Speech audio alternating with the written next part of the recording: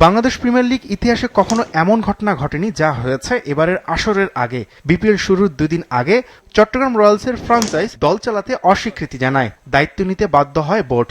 আর বিসিবির এই দায়িত্বে যেন পাল্টে যায় পুরো চট্টগ্রাম রয়্যালসের মনোভাব। লিগ পর্ব শেষে প্রথম কোয়ালিফায়ারে সরাসরি প্রতিপক্ষকে হারিয়ে প্রথম দল হিসেবে ফাইনাল খেলছে বন্দরনগরীর দলটি। ক্রিকেটারদের আত্মবিশ্বাসটাও তাই তুঙ্গে। ফাইনালে যেহেতু উঠছি, শিরোপার স্বপ্ন কেন দেখবো না। আগামীকালের দিনটা যাদের উপর থাকবে তারাই ভালো ক্রিকেট খেলবে, যারা সব ডিপার্টমেন্টে যারা ভালো করবে তারাই শিরোপা জিতবে। বাট আমার মনে হয় প্রত্যেকটা প্লেয়ারই চায় শিরোপা জিততে, সবার ভিতরে সে হাঙ্গারনেস আছে। হোপ ফর দ্য বেস্ট, দেখা যাক কি হয়। One of the best team বিপিএলে আমার কাছে মনে হয় রাজশাহী ওয়েল ব্যালেন্স একটা টিম। সব ডিপার্টমেন্টে রাজশাহীর খুব ভালো প্লেয়ার আছে এবং তারা পুরো হোল বিপিএলে ভালো ক্রিকেট খেলে আসছে। ফাইনালে চট্টগ্রামের প্রতিপক্ষ রাজশাহী ওয়ারিয়র্স।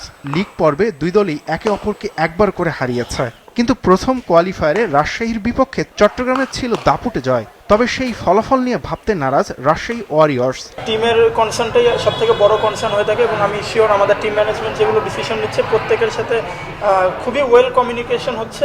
প্রত্যেক প্লেয়ারদের মধ্যে একটা কথাই হচ্ছিল যে আমরা চ্যাম্পিয়নশিপের জন্য খেলবো, বাট অবভিয়াসলি গ্রুপ পর্ব ধরে তো আমরা যেহেতু এখন ফাইনালে এসেছি, তো আসলে আর কোনো সেকেন্ড থট নাই, অবশ্যই আমরা ম্যাচটি জেতার জন্যই খেলবো।